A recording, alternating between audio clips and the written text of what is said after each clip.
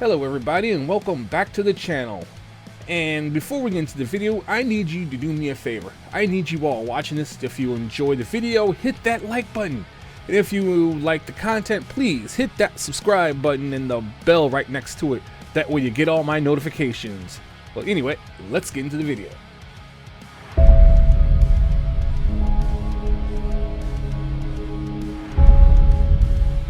Well, before we get to the benchmarks, I just want to announce that I'm trying to mess around with a new format. So if you like this format, let me know in the comment section. If you want me to go back to the old ways of doing benchmarks, and just go ahead and let me know. Just leave a comment in the comment section. But anyway, this video, I'm going to be doing benchmarks on the PNY RTX 4090, and we're going to be going through 14 different games. Yes, folks, 14 games. So let's get the show on the road.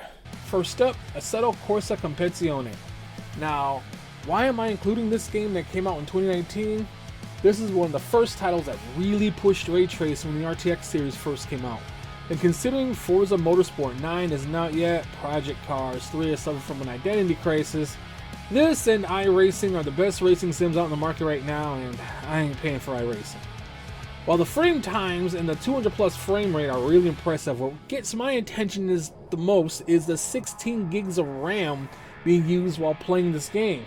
Could it be that this game prefers system RAM over video RAM? But one thing's for sure, if you wish to make an argument as why 32 gigs should be the norm and going forward and 16 gigs isn't good enough, this game will help you make that argument. The next game on the list, Call of Duty Modern Warfare 2.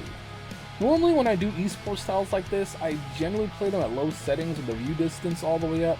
But if you truly wish to play this at competitive settings, set the resolution no higher than 1440p.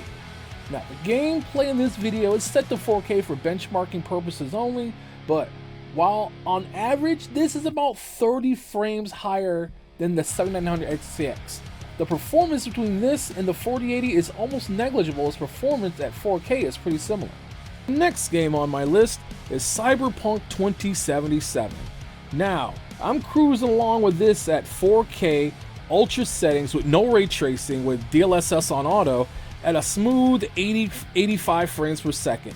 But here's the kicker. When I did the RTX 4080, I got a similar benchmark. I got a similar result, which pretty much shows right there that I'm being CPU bottlenecked, which proves that if you're going to get this top of the line card, you definitely need the best CPU in like some of the fastest DDR5 RAM you can get a hold of. If you don't have a 13900K or a 7950 XT, don't even look in this card's general direction.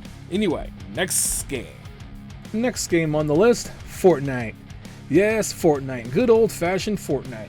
Now, when most people are trying to play this and be competitive, they would turn this down to low and put the view distance all the way up. But for this video, just for kicks and giggles, I decided to crank things up to ultra settings. And as you can see, the game kind of lags a little bit when you're coming down. But as soon as you hit ground, this spikes up to over 400 frames per second. Now, it doesn't hold there consistently, but if I had something like a 13900K or a 7950 XD, it would probably hold that frame rate. Proving once again, if you're going to get this GPU, have the latest, fastest CPU that's on the market, or else you will cause a bottleneck. Next game. Next game on the list, Forza Horizon 5. This game is set to ultra detail, no ray tracing, and running this at native 4K, so I'm not using any upscaling whatsoever. And this game on average performs at 120 frames per second, which is surprisingly much faster than the 7900 XTX, which performs at roughly 98 frames per second. Just go check out my previous video to get the exact number. Next game on the list, Hogwarts Legacy. Now, I'm not even going to attempt an English accent as I do this, but one thing I will tell you that consistently this game will stay in the mid-80s as far as the frame rate goes, which is actually better than the 4080, because the 4080 tops out around 67, but this is neck and neck with the 7900 XT. Now, whether this is more indicative of another CPU bottleneck, who knows? But let's go on to the next game. Next game we got Spider-Man. Spider-Man, Spider-Man, there's there. Oh, yeah, let me just quit goofing around. But anyway, this game performs really well at 4K, ultra settings, and with the ray tracing on. But one thing I did know is looking back at some old footage, performance-wise, it's not really that much better than the 4080. And if I had turned off the ray tracing and recorded this, it probably wouldn't be that much better than the 7900 XT and XTX as well. But anyway, next game. The next game on the list, Overwatch 2.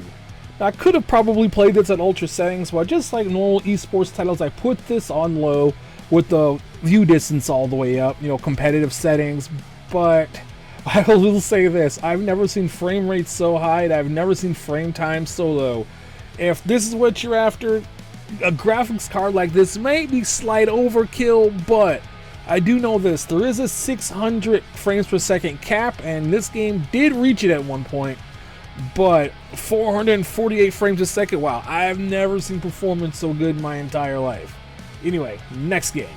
Next game on the list, Red Dead Redemption 2.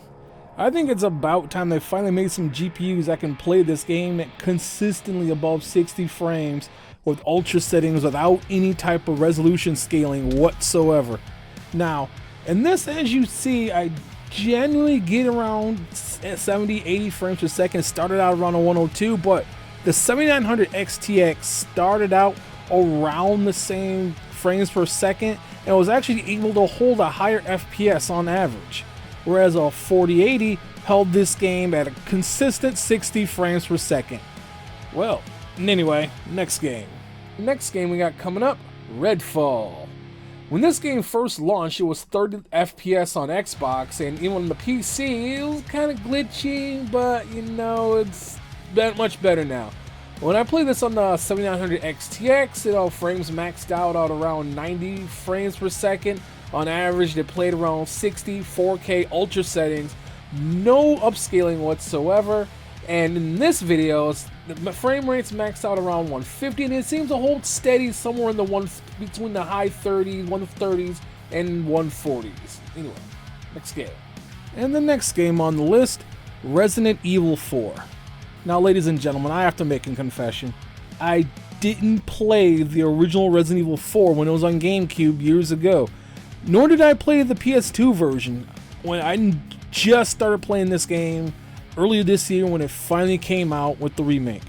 But one thing I do like about it is the fact that this game can stay at a consistent 90, almost 100 frames per second at 4K with no upscaling whatsoever.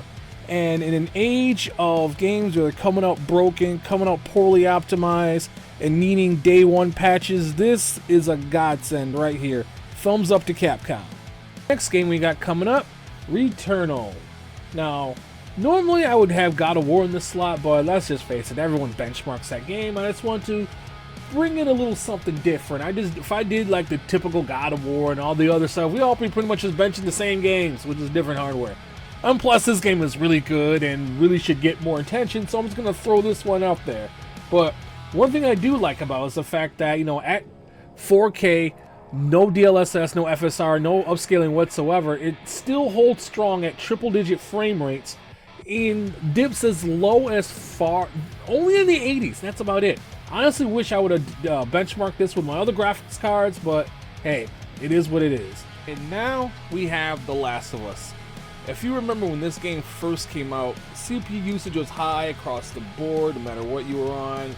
The game performed poorly no matter what setup you were using. Now, after the game has been patched, performance has improved exponentially.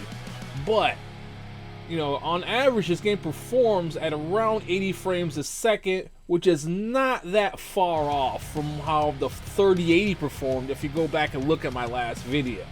And finally, Total War Warhammer 3. I'm not going to pretend to know anything about the lore, races, classes, or even how to play this game. But I do know this. The average frame rate is roughly the same between this, the 4080, and the 7900 XTX. All three graphics cards had the same average frame rate of 82 to 86 frames per second at 4K, ultra settings, no upscaling. Now this game could be more CPU bound than GPU bound, but one thing's for sure, the law of diminishing returns is in full effect. And there we have it, folks. Would I buy this card again? Probably not. Mainly because, in my opinion, just the way I see things, the law of diminishing returns is in full effect here. But who's this card for? Just the people, in my opinion, again, people who love to flex on dudes they don't know on Twitter, people with more money than common sense, and those who want to keep up with the Joneses and have the latest and greatest thing. But if you really have to have this card, make sure that you have the fastest CPU, the fastest DDR5 RAM that's out right now, or else you're gonna cause a bottleneck. And if you're like me and you're still on a upper mid-range system, and I see this a lot, I've seen configurations where people will pour like i5s, like the 13th gen i5s with the 4090, and they're playing at 1440p. It's like, what are you doing? You're just throwing money away. But anyway, that's all I gotta say about this for now. If you enjoyed the video, please go ahead and hit the subscribe button. Go ahead and follow me on the social media links listed below in the description. And folks, I will see you later.